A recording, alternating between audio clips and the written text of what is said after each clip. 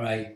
Good morning to everyone. I'm so glad to see you all here. Holocaust Remembrance Day has always been a really important aspect of of our annual calendar.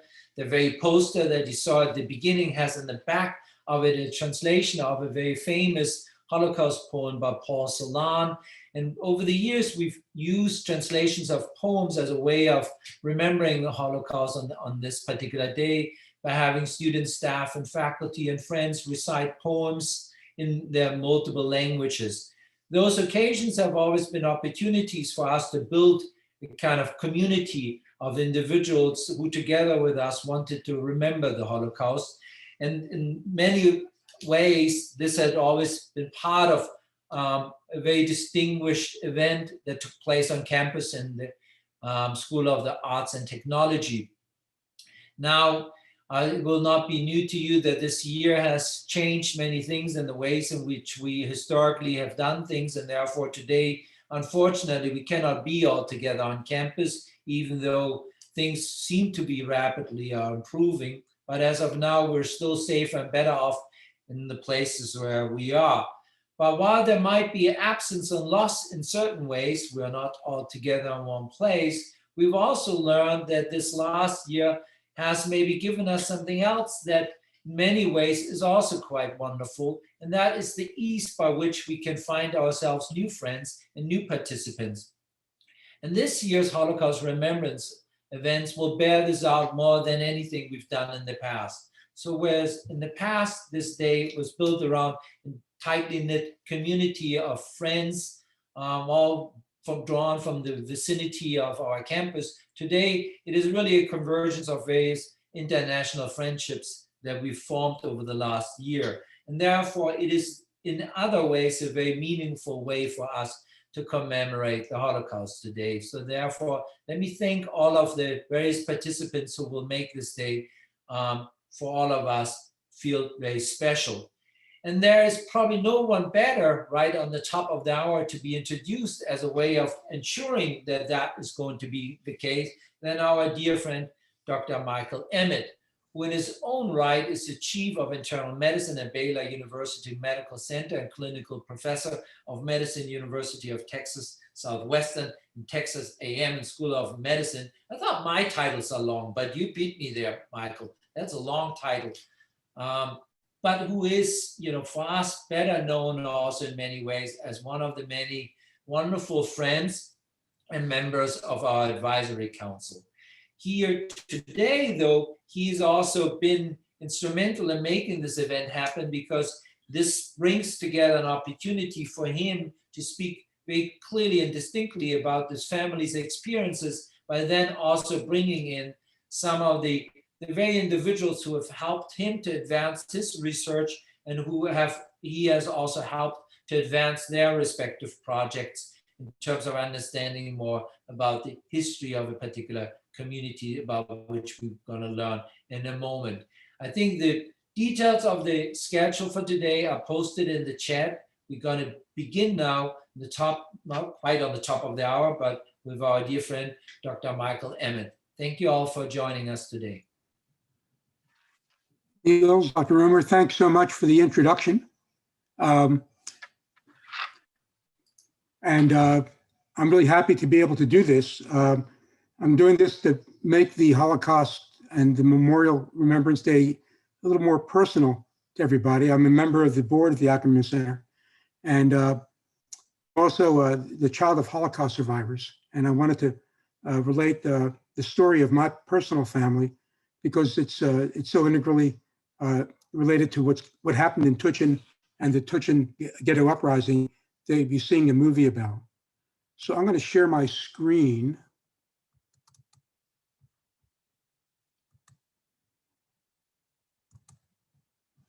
And do you see that first slide? Yes, sir. Great. So this shows it's a slide showing a map of the Pale of Settlement, which the Jews in the Russian Empire were forced to move to these remote areas as settlers, and the white areas are the Pale of Settlement, and this dates back to the 1700s. And The specific area we're talking about today is Volhynia, which is in purple. And I have a list there of what happened chronologically to this part of what's now the Ukraine. So it was part of the Russian Empire until 1917. It was the Ukrainian state briefly for a few years. It became part of the Polish Republic from 21 to 39. And then on September the 1st, 39, Nazi Germany invaded Poland, and that was the beginning of World War II. Several days later, the Soviet Union invaded this part of Eastern Europe, and it became part of the Soviet Union. And then in June 22nd of 41, the Nazis attacked Russia, and with Operation Barbarossa. And so from 1941 through 1944, this part of Europe was under Nazi occupation until 1944, when the Soviet Union pushed them back out. And then, of course, since 1991, this is part of the Ukrainian Republic. And here's a map of this area we're talking about. And you'll be hearing from faculty members of Rivne State University and the Mnemonics organization shortly. And this is where Rivne is, or as the Jewish people called it, was Rovna. And then with Google Maps, I can blow this up and show you Rivne or Rovna here. And these two little towns, a tiny town of Tuchyn and an even smaller little town of Shipkov, which are located relatively close to Rovna, the biggest town. So let me back up here. And here is Tuchyn as it is currently. It's still a very rural part of the Ukraine. Here's Tuchyn in Cyrillic. And this is some pictures of the town from several years ago. So in 1941, there were about 3,000 Jews living in Tuchyn. There were mainly peddlers and shopkeepers and shoemakers and tailors. And my father worked in a granary or a mill that made grain. On June the 28th, several week after invading Poland, the Russian part of Poland, the Nazis occupied Rovna or Rivne. And then shortly thereafter, they occupied Tuchyn. 2 days after the Nazis occupied Tuchyn, on July the 19th, 41, a group of Nazi collaborators beat my mother and my younger sister, Luba, who was 7 years old, into unconsciousness. And Luba remained unconscious for 6 days and was partially paralyzed from that point forward. So the evening of Kol Nidre in September of 1942, the Jews gathered in Tuchyn's largest synagogue, Bas HaMidrash, the house of study. And because the following day, the ghetto, which had been created in the months prior to that, they were told the ghetto gates were going to be locked and Jews could no longer enter or leave. Several days later, on the 24th, September the 24th, 42, a group of resistance fighters in the ghetto decided to put up a resistance because it was obvious that the Jews were going to be massacred. They had already dug the graves to put the bodies into. And this group of fighters decided to light the ghetto on fire and allow, in the conflagration, allowed between 1,500 and 2,000 Jews to escape into the forest. The revolt only lasted several days, and 2 days later, the revolt ended when the leaders of the resistance turned themselves in, and they were murdered. About half of the escapees were caught within just a couple of days. A number of women with babies tried to stay in the forest, but they couldn't survive in the forest. It was cold, and announcements were made that all Jews who returned peaceably would not be harmed. So 300 women with babies returned, and they were immediately murdered. Tuchyn was eventually liberated in January 1944 by the Russians, and at that time there were only 20 Jews remaining in the area of Tuchyn. from the 3,000 that it started. This is my mother and father here on my right. Our name was Emmitt, so my name Emmitt was changed when I was 3.5 years old, 4 years old. So my parents were engaged in 1930, and this is their extended family. These are my grandparents, Michal and Zvorah. I'm named after my grandfather, Michal. And these are my aunts and uncles and their children. And I put yellow stars over all the ones who were murdered during the Holocaust in Tuchyn. All these uncles and aunts and my first cousins.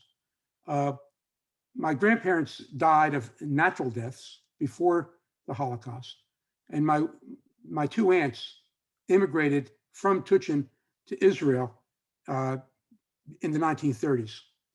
But everyone else, other than my mother and father and their daughter, were killed by the Nazis. I had an older sister named Hannah, who was born in 1931, and she was shot on November the 4th, 42, and thrown into a ditch. My parents and my surviving sister survived because of this family. The Geschmerlichuk, and I have trouble pronouncing it. And this man and his wife and children lived in Shukov. His name was Pavel. And this barn behind him is a barn in which my mother, father, and my sister were hidden by him for 1.5 years. So my father escaped from the ghetto the day of the fire. He jumped over a fence because he was trying to get to my older sister. He did get to her. He was shot at, but he got to my older sister, and he was trying to protect her. And then he went to Shipkov and was miraculously survived with my sister and mother in this barn. And Pavel obviously risked his life and the life of his wife and his children, because if the Germans or the Nazi collaborators had found out that he was hiding Jews, they would have all been killed. Pavel died, and he insisted to his children that his funeral be held in front of this barn, because he said that what he did during the war to save the lives of my family guaranteed his entry to heaven. During the occupation by the Nazis in Tuchyn, my father kept a daily diary on various scraps of paper. And immediately after the Russians liberated Tuchyn from the Nazis, he began to write this diary. And this is he wrote it in Yiddish. And this is page 1 of 43 pages that I have and I've translated. And this is the first person account of the events in Tuchyn and the events related to the fire.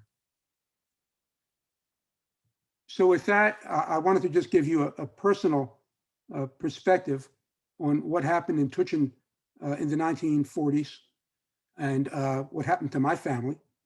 And I'm very, very pleased that the members of the Mnemonics organization are going to be letting the people in the Ukraine know more about what happened during the Holocaust, and in this case, specifically in Tuchyn.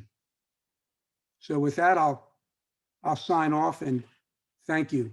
Let me unshare the screen. Thank you very much, Dr. Emmett. Next, we have Dr. Ann Parsons. And she, I believe, is going to share her screen as well. Dr. Parsons, are you? Perfect.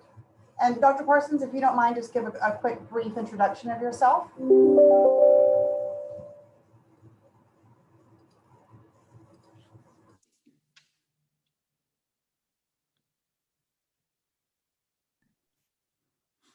Thank you. 1 second.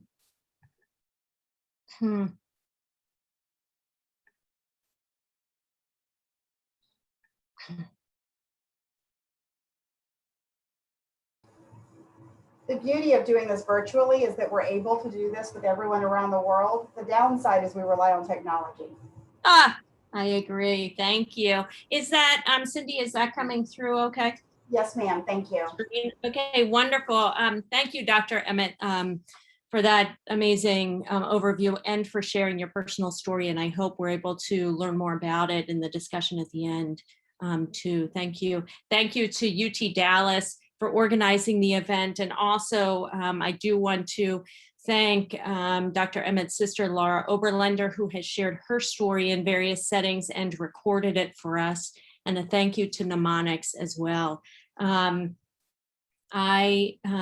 This is new research for me. And in fact, oh, actually, let me first give my introduction. I am Ann Parsons. I'm Director of Public History at UNC Greensboro, where I study the history of modern US typically, and also I work in the area of museum studies, doing a lot of curator work. And so this is a new subject for me, new research. And so it's actually the first time I'm speaking publicly about it. So it's a particular privilege to be here.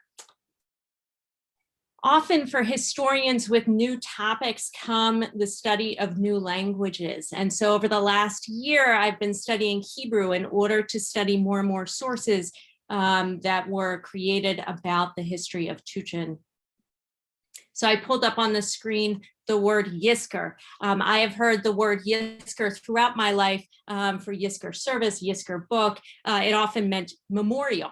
But just a couple of weeks ago, I was studying the future tense in Hebrew, and I had to take the word Zachor and make it future. And I saw that in fact, you take the yud and you put it at the beginning of the word, thus making it future tense. For me, it was meaningful to really think of memorial and remembering as something that is imbued with the future. It was very beautiful. And also I know that the future is complicated. Right now, we're at a moment where new generations are learning and remembering the history of the Holocaust, but it's hard. For many of us, we may not be experts in the subject. We might not have the language that our grandparents or great-grandparents did of Yiddish or Hebrew. We may never have been to Eastern Europe, Poland, or Ukraine. For us, what I wanted to do today was share a little bit of my story as a beginner here. And there I wanted to inspire others, perhaps in this audience or beyond, who may similarly be beginners, to inspire people and empower people to try to research new histories of the Holocaust, histories that continue to be hidden, similar to Tuchyn. My great-grandparents were born in Tuchyn and grew up there. They immigrated from Tuchyn around 1900, and yet they lost relatives there during the Shoah. The sliver of history that I heard about Tuchyn was that the Jews there were burned in a fire. It was only later in recent years that I learned that the Jews had actually organized themselves, had gathered weapons and kerosene, and had set the fire themselves. It was a story still of immense loss and violence by both Ukrainians and Nazis, but also it became a story of resistance too that was so powerful. So I became incredibly interested in this, and I thought surely so many historians must already be researching it, writing on it. Let me go find books or documentaries. And I went to look, and I actually found relatively little in the historical world. An encyclopedia here, a few pages in a book there. And so as I learned about the history of the uprising and the massacre, but I also learned about the limitations of the historiography, I felt a calling to help try to preserve this history and interpret it for future generations. So I'm a public historian, and so where do public historians start? We often start with the place, trying to return to the place where it happened. And so in January 2020, last year, I began planning traveling to Ukraine and trying to visit Tuchyn myself. But like many of you, all travel plans were totally vanished in January 2020. And so I went to the second best place I knew during the pandemic to explore a place from afar in isolation, which was the internet, right? So many of us go to the internet. And so there is a website, Yachad and Unam, an organization, Yachad and Unam, which is dedicated to trying to document and share the history of many of these mass execution sites throughout Eastern Europe. I placed a link to Yachad and Unam's Tuchyn page in the chat, so you can see that there. Here on the screen I have is a map of Eastern Europe with about 3,000 dots, all of which are mass killing sites in Eastern Europe during the Holocaust. Tuchyn itself has a page in which they have a few clips and photographs of Ukrainians who are still there telling this history. And this site also has photographs of the 3 mass execution sites in Tuchyn. On the screen, I pulled up one that is a large field with a mound, a few trees, and generally unmarked. I had the privilege recently of attending an event in Ukraine that Mnemonics had organized, in which many of the people in the audience in Ukraine said that this history had been largely forgotten, that it was unmarked, that they did not know what had happened, they did not know about the uprising. And indeed, the 3 execution sites are unmarked and seemingly forgotten from this perspective of the internet. And yet what I've been learning over the last year is that this history is so far from forgotten. I'm pulling up a photo now on the screen of a monument that was built in Tuchyn. This is on the site where the ghetto was situated. It's approximately 8 feet high with 4 large stones, a Jewish star on top, and then small passages in Hebrew, Ukrainian, and English that's commemorating the uprising and also the Jews who died there. The diaspora community from Tuchyn remembered this place. They created Yisker books. They held yearly gatherings. Many people, including Laura Oberländer and her father, did oral histories trying to preserve this history and document it for the future. And there were the everyday practices too.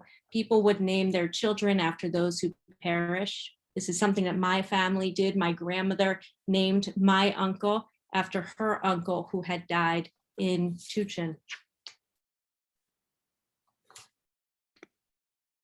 I'm pulling up a photo now on the screen of a Tuchyn memorial service in 1964. In Israel, it was held in Israel. In Israel, there was an organization of survivors, family members, former residents of Tuchyn who had fled before the war, or people who knew it. They would gather yearly on the 12th of Tishrei to honor the people who were lost in the Tuchyn uprising and massacre. And this group ultimately created 2 Yisker books from Tuchyn. I pulled up on the screen now the 2 front covers of Yisker books, one from 1967 and one from 1990. What the Yisker books are people's accounts of people who died, of a history of Tuchyn. There's a story about the first bus in Tuchyn, of holidays in Tuchyn, drunken Simchat Torahs, that kind of thing, people trying to preserve that history of the community through a book, and also accounts of people of the Holocaust itself. And this is where that magnificent testimony by Dr. Emmett's father is published in the 1990 book. I want to talk about one account by Miriam Schwartzman-Kutz, who this is the one account that was both in the 1967 book and in the 1990 book. Miriam Schwartzman-Coutts was 18 years old in 1942, and her father was Getzel Schwartzman, who was the head of the Judenrat, the Jewish Council. Her father led the uprising in the Jewish ghetto along with her brothers and many others who had organized to get kerosene, to get weapons, and then organized to set the ghetto on fire. Her father and her brothers died, but she and her sister Batia both lived, and they ultimately emigrated to Israel, where she published these accounts. In both of these accounts, which are in Hebrew, and you can access them online through the New York Public Library Yizkor Book Project, in both of these accounts, she recounts the German occupation and the Ukrainian pogrom against Jews during that time, and then also the violence and killings of Jews by both Nazis and also Ukrainian involvement during this time. It's also important to note that Miriam herself was part of efforts to save Jews, part of the resistance.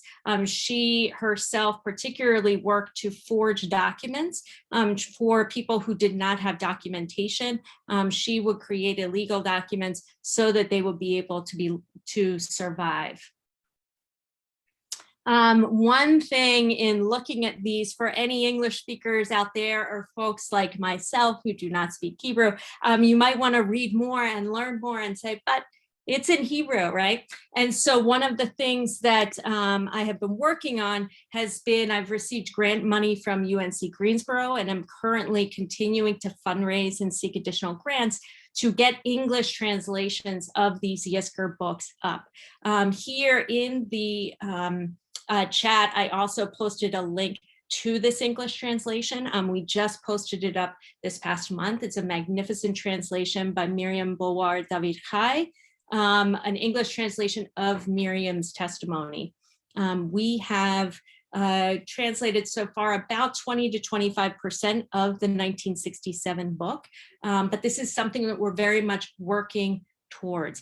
We have actually created a fundraising effort through Jewish Gen, a Jewish genealogy organization, with their Yizkor Book Project, and I posted that in the link too. What we're trying to do with these English translations is make it accessible not only to people living in predominantly English-speaking countries, but also make it available to researchers around the world who may know English, but not know Hebrew. Right, and trying to really make these stories so that people can learn about Tuchyn and the history of the resistance and massacre there. I'll end once more with the word Yizkor on the screen for this Yom HaShoah. I hope that for all of us, we can think both of the past, but also of the future, of how we continue to remember this, and how all of us can continue to take part in researching and interpreting and sharing this history with others. Thank you. Thank you very much. Our next speakers are coming to us from Ukraine, and I will do them the favor of not butchering their names and letting them introduce themselves. Natalia, are you there? Yeah, I'm here. Thank you so much. Good morning to everyone. Just a second, I share my screen with you. And can you see my, sorry, just, We can see your screen. Okay, thank you. Okay, so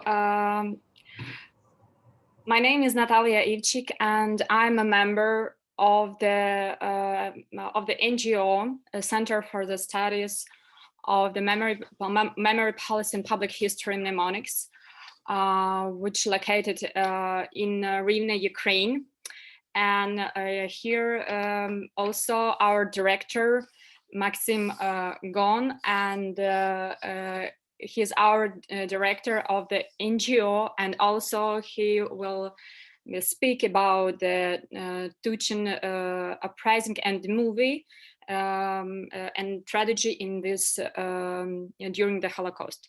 So first of all, we would like to say thank you, and we are very glad to be a part of this event, and thankful to Ackerman Center for Holocaust Studies at the University of Texas at Dallas, and Dr. Neil Stromer and Michael Emmett, and also their colleagues for the invitation and possibility to present the documentary movie about the tragedy in Tuczyn.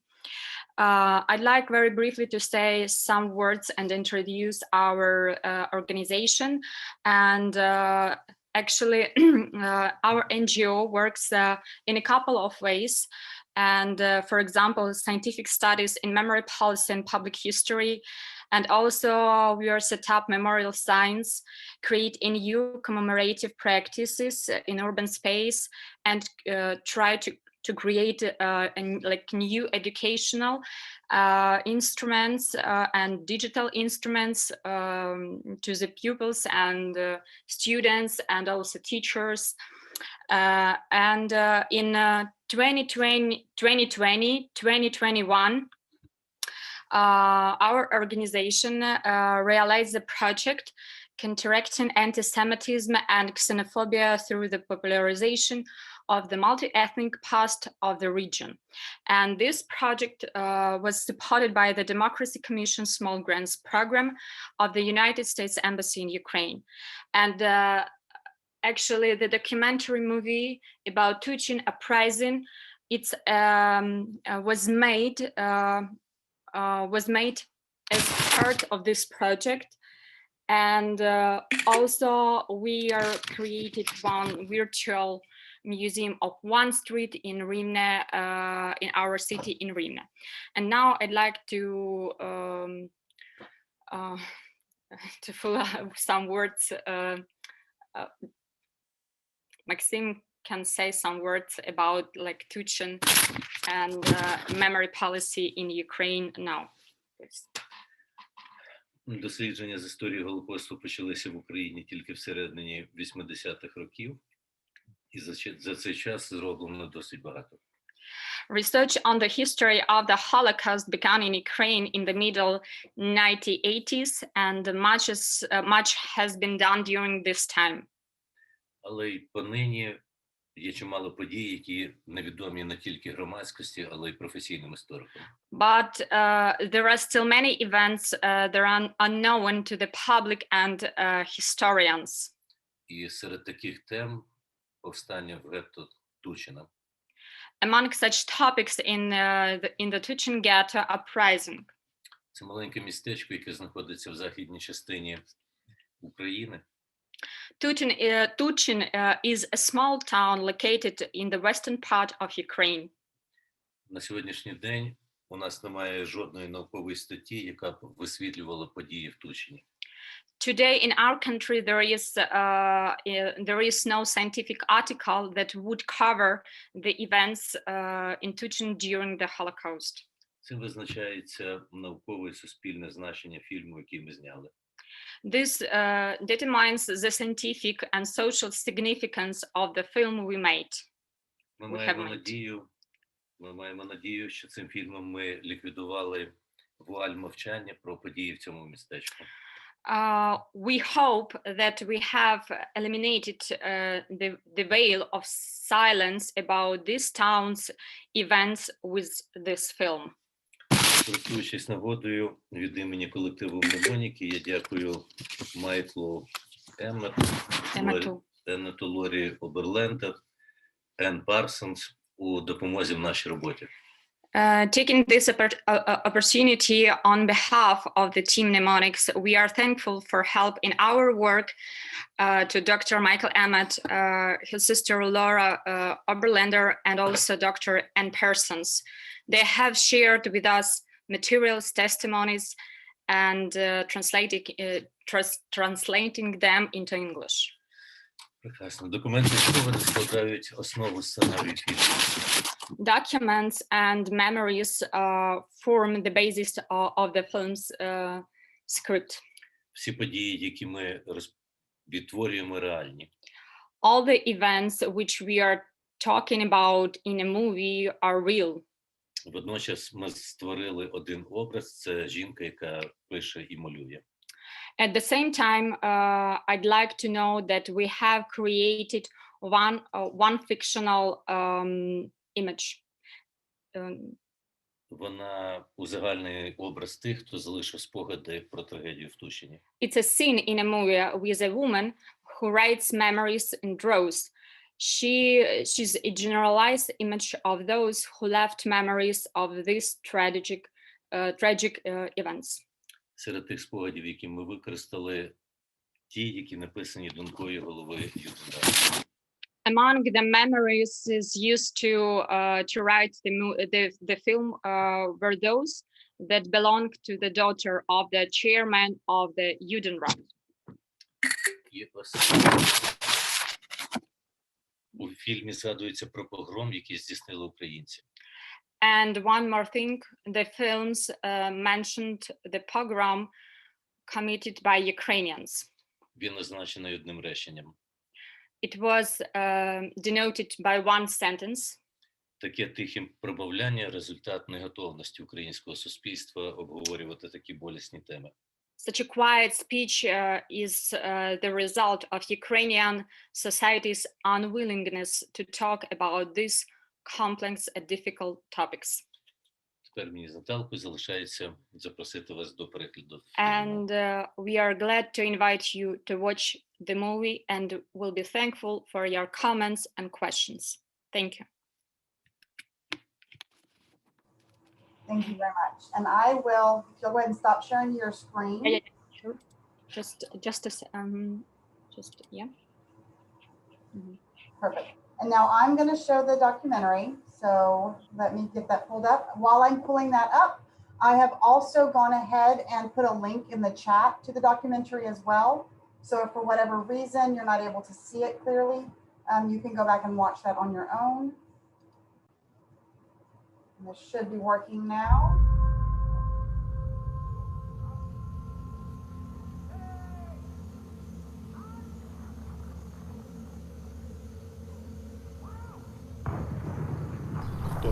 Я Шварцман. Гетцель Шварцман. То мене примусили бути керівником Тучинського Юденрату. Хто організував повстання і хто його очолював? І хто наказав підпалити гетто? Я закликав невинних врятуватися. І нам то вдалося. Тепер тисячі бранців гетто на волі. Нацисти ніколи не переможуть. І інші помстяться за нашу кров. Вам не винищити всіх євреїв. Вам ніколи не пробачать пролиту безневинну кров.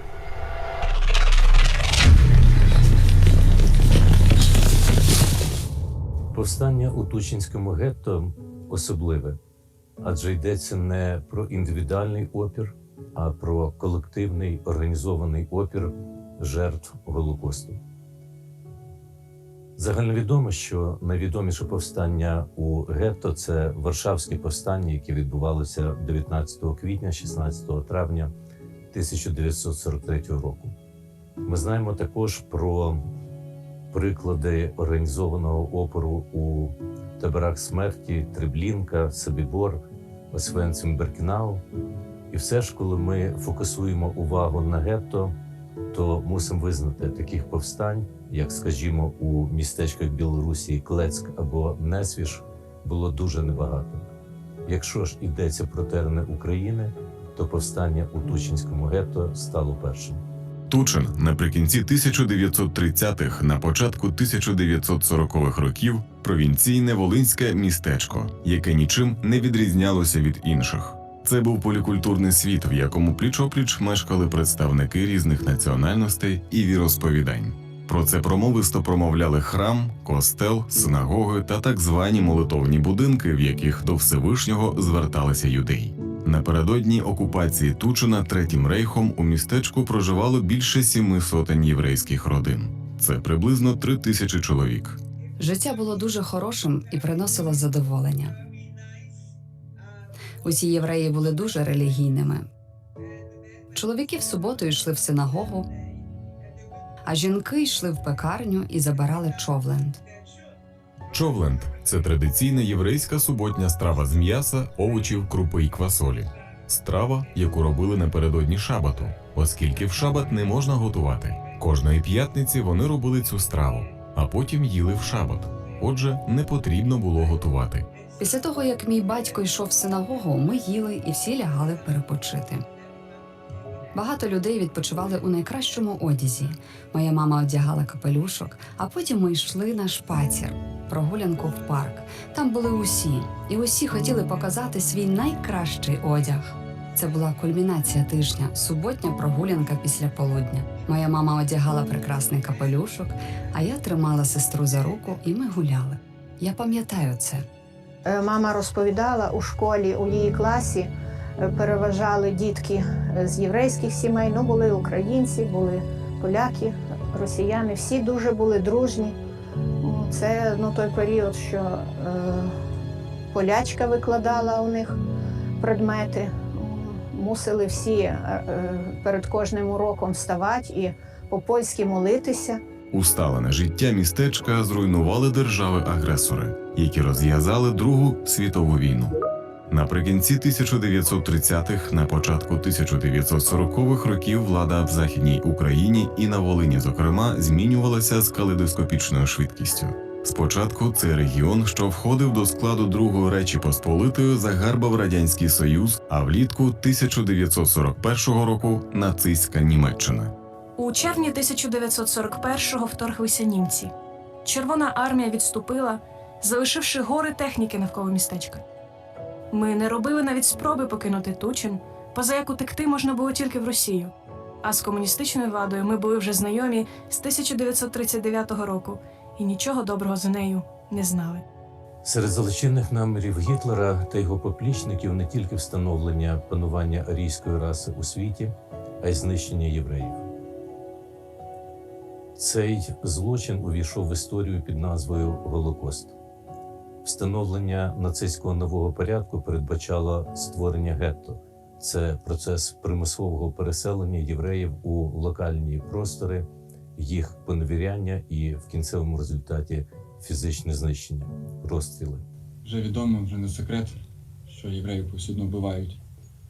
Залишають живими тільки тих, хто може працювати. Їх запроторюють у гетто. Так, я знаю. Мені переказували, що гетто вже створено в Рівному. Після розстрілу тамтешніх євреїв в листопаді 41-го.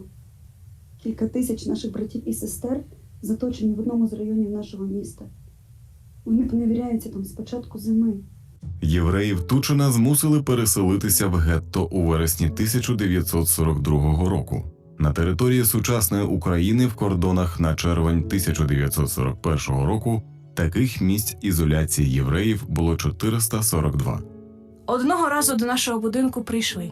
Моєму батькові наказали створити в Тучині юденрат та очолити його. Тато завжди був солтисом у Тучині, і всі його знали. Можливо, через це вони звернулися до нього. Моя мати виступила проти того, щоб батько взяв на себе цю роль. Я знаю, що він також цього не хотів, але у батька не було вибору. Німці його не питали. Вони змусили його виконувати цю роботу. Незважаючи на це, багато євреїв звернулися до мого батька і попросили його обійняти посаду. Він був у Тучині людиною, яка в попередні часи вирішувала питання євреїв в урядових кабінетах. З-поміж перших вимог, які були висунуті юденрату, збір контрибуцій. Євреїв примушено зібрати і передати владі золото, срібло, іноземну валюту. Взимку від євреїв вимагали здачі теплих речей. Ще раніше, після створення юденрату, його службовці уклали список євреїв міста. Ти розумієш, що вони роблять? Вони змушують носити на ці розпізнавальні знаки, аби вирізнити поміж українцями, поляками і німцями. А ті пов'язки із зіркою Давида, які ми носимо з триклятого липня 41-го, щоб всі бачили, що ми євреї. що до нас можна ставитися як до скота. А ці жовті латки на грудях і спині, вони роблять все, щоб принизити нас. Та це лише півбіди. Лиш би не вбивали. Невже ти не пам'ятаєш Марко Розенберга, Моше Гомера та інших представників нашої інтелігенції, еліти нашого містечка, яких було винищено невдовзі, як тільки прийшли ті нелюди? А як то забути? Як і жертв погрому. Наша кров вже тече рікою. Боюся я, що це тільки початок. Ну годі. Потрібно працювати. Примусову працю ще ніхто не відмінив.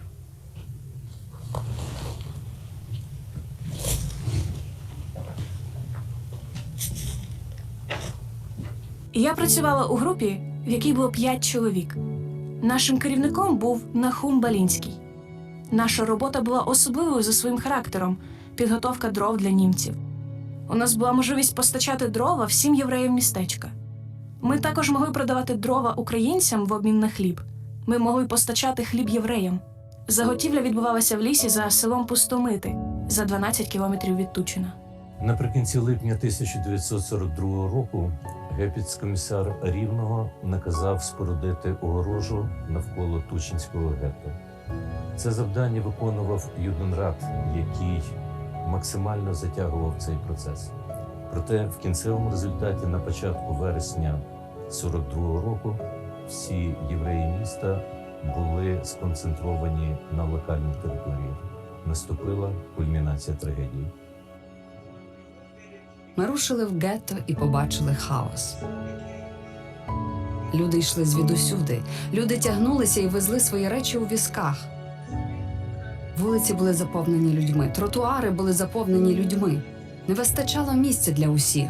Мій батько побачив цей хаос. Наступного дня мали закрити гетто. Оскільки гетто ще не було закритим, з нього можна було виходити, якщо людина мала жовту позначку Юди на одязі. Біженці, які прибували в Тучин, розповідали його мешканцям про страхіття, що відбувається повсюдно. Це спонукало тучан до дій. Спочатку єврейська молодь намагалася налагодити зв'язок із радянськими партизанами. Їм цього не вдалося. Не секрет. Євреїв вбивають. Маємо готувати опір. Треба дізнатися, де ми можемо знайти зброю. Червоні, коли втікали, ховали зброю. Українці знають ці місця. Може спробувати з ними домовитись. Але ми не можемо питати кожного. Дізнаються. Думаю, Василь Слімчук може знати. То ще й Шубкова. Задля конспірації будемо називати його Ітке. Закупівлю зброї фінансував Юденрат. Ми отримали від Ітке 8 гвинтівок та 17 гранат. Зброю перенесли до підвалу Юденрату та заховали її там.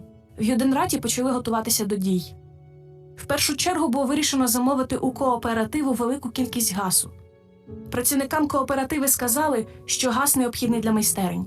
Юденрат налагодив контакти з євреями, які працювали у Шубкові, і пояснив їм, що вони також повинні шукати газ та приносити його в місто. Серед тих, хто притяг газ до Юденрату із Шубкова, були Лейзер Зондельзон, Авраам Гільман та інші. У наше гетто зігнали євреїв з навколишніх сіл. З Рівного прибуло чимало німецьких військових. Полонені копають рівчаки. Гетто охороняється. Чує моє серце, буде біда. Треба діяти. Бодай хтось врятується. Так, іншого виходу немає. Ми розділимо 60 наших бійців на 4 групи. Давиде, сину, ти будеш керівником першої. Добре, батько. Другу групу очолить Наум Шульман. Кожна із 2 груп будуть відповідати за одне із 2 воріт гетто. Ще 2 групи очолить Агорон Маркіш та Іцек Портной. Іцеку, твоя група повинна бути поблизу Юденрату. Добре, не розумію. Коли будемо діяти? За моєю командою. Гетто повинно запалати миттєво. Всі євреї повинні підпалити свої будинки. Горіти повинна навіть синагога. Горіти повинно все. Та молодь, яка має зброю, відкриває вогонь по охороні. Інші, якнайшвидше, повинні зруйнувати огорожу і втікати до Пустомитівського лісу. Там, в лісі, наш порятунок.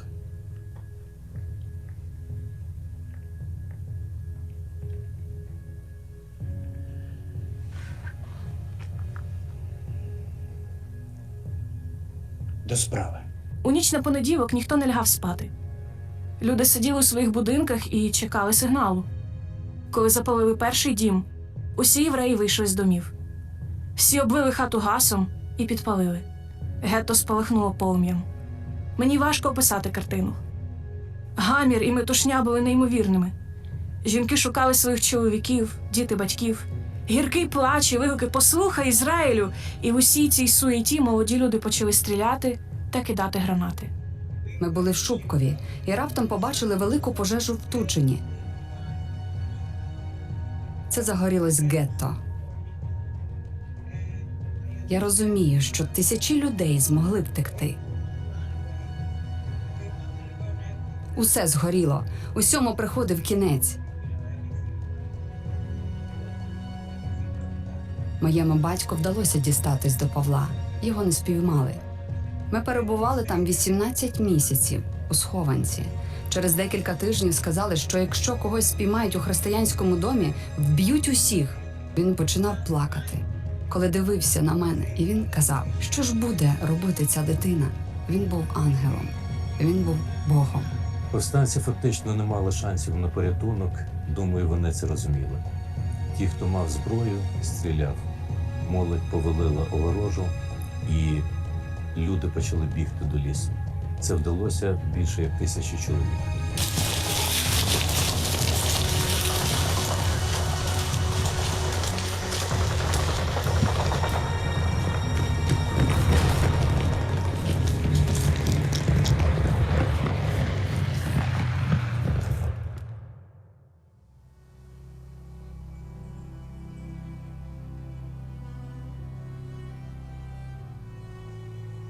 Коли мамі було 12,5 років, у вересні 1942 року, цією вулицею стражденною гнали на місце страти євреїв, які перед тим перебували у гетто, і під час повстання, які втекли на Гук, а їх там переловили і гнали цією вулицею.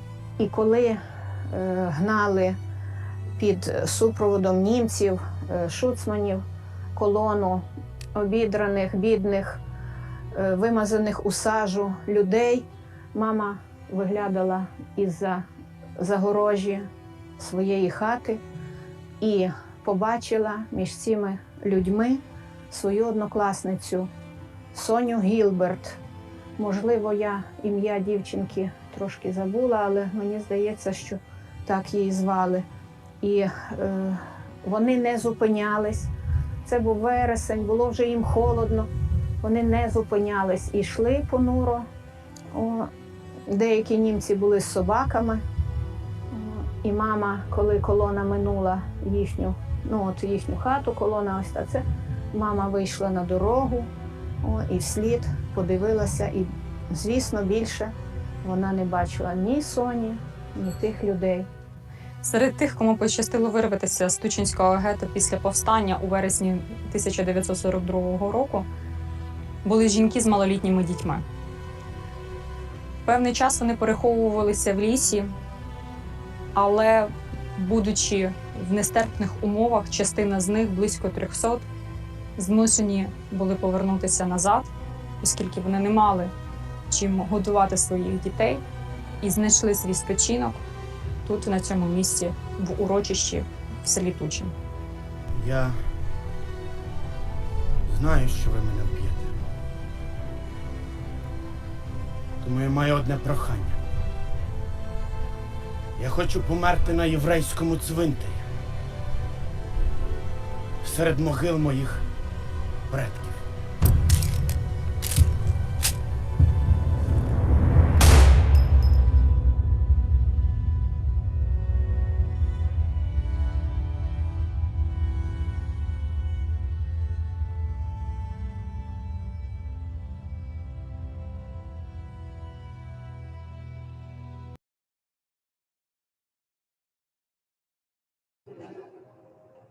Thank you very much. Let me go ahead and close that out. Okay, perfect. Thank you very much.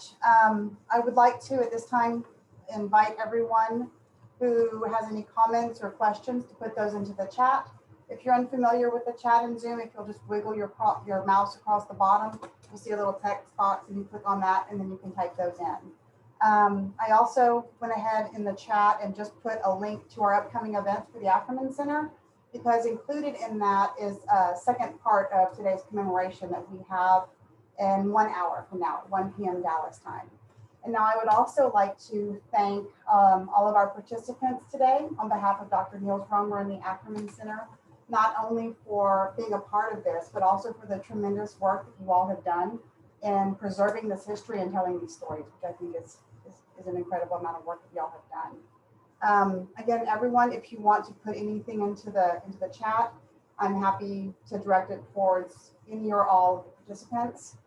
We do have one comment talking about how moving a story it is, and it is. And I know that everyone's gathering themselves now after having watched that. So we may give people just a couple minutes to formulate their thoughts and to be able to put that into the chat. While we do that, do any of our panelists want to unmute and say any comments that you would like to also follow up with before we close for the question and answer?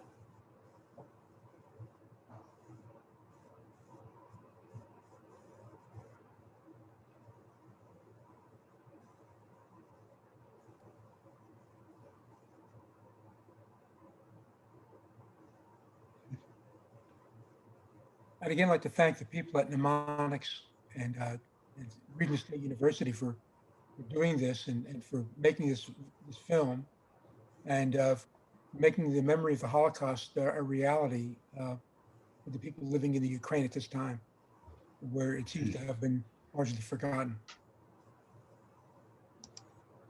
Very much so. We've got another comment, not so much a question, but I'll read it. It says, thank you so very much for bringing to light a story of the Holocaust that I had not known before. And I think that, if nothing else, is really an important thing that we've been able to do today. And I want to thank y'all for that. I did, as I said, put the link to that video in the chat. Please feel free to share that with anyone that you want to, in that spirit of sharing this story. We will also email everything out to you guys. So we'll include links to the various speakers and organizations, as well as that link to the video. So if you did have any troubles with the subtitles or you wanted to share it, you'll have access to that. We've got one of our PhD students has commented in the chat saying that escapes worked at times in Belarus. And sorry, it's hard to read while the chat moves, so forgive me if I jump.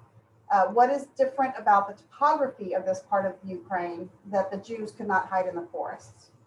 And I'm not sure who the best person is to answer that, so I will let you guys decide who should take that one.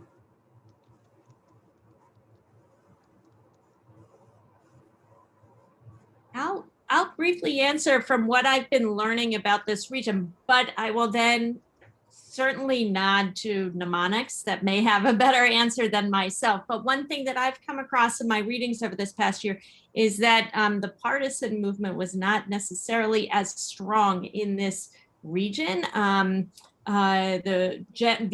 non-Jewish resistance movement, which made it harder,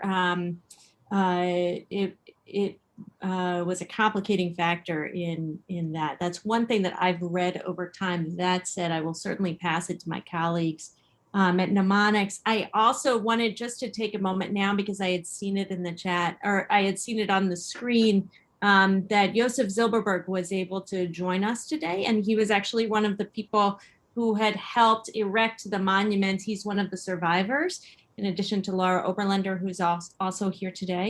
But Josef had briefly joined us, and I think his son Noam may be with us. And so just thanking them for being in the space.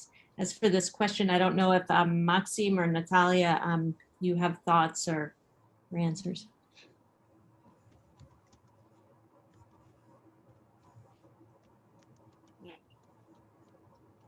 Мені здається, що топографія однакова в Україні і в Білорусі. I think that the topography of this part, I mean, in Belarus and Ukraine, at the same as well. Специфіка полягає в тому, що це вересень місяць, і вересень був дуже холодним. The specific was for this territory was in this period in the weather because it was very cold, and in September in that time it was very cold, and it was like winter. Yeah. І цим молодим матерям було дуже важко уберегти дітей і нагодувати їх. Питання про взагалі про євреїв.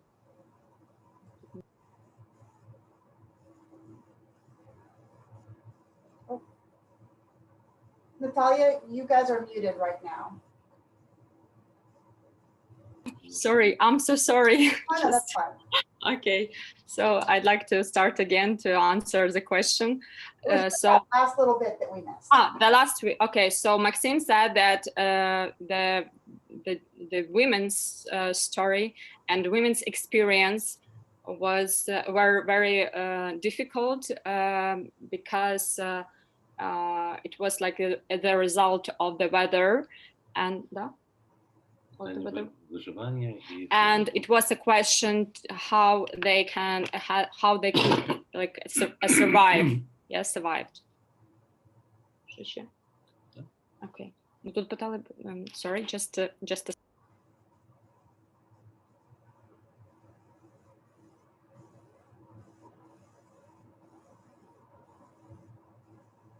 I think he still wants to speak for just a minute, so we'll give him just a moment. Just Maxime said that he think that the experience of Jews in Belarus and in Ukraine in this territory were the same, because very like the territory was very it was located very near and border near. So the experience was like the same, mostly. Great, thank you. We have a couple of comments / questions about an earlier time period, but the same area. So we've got a couple of people whose relatives were from the area. And one said, my great-grandfather was born in that town in the late 1880s. Do you have any information about the earlier history of this town? I've often wondered why he left. And he was a teenager, they mentioned when he left. And then I think that these two comments are related, because another one says that they have a document of that, their grandfather's birth there in 1854, but thankfully he left in the 1880s and then was able to come here to Texas in 88. So I guess maybe Natalia, you might be able to speak more about this, but do you know any of the information about about why he might have left in the 1880s?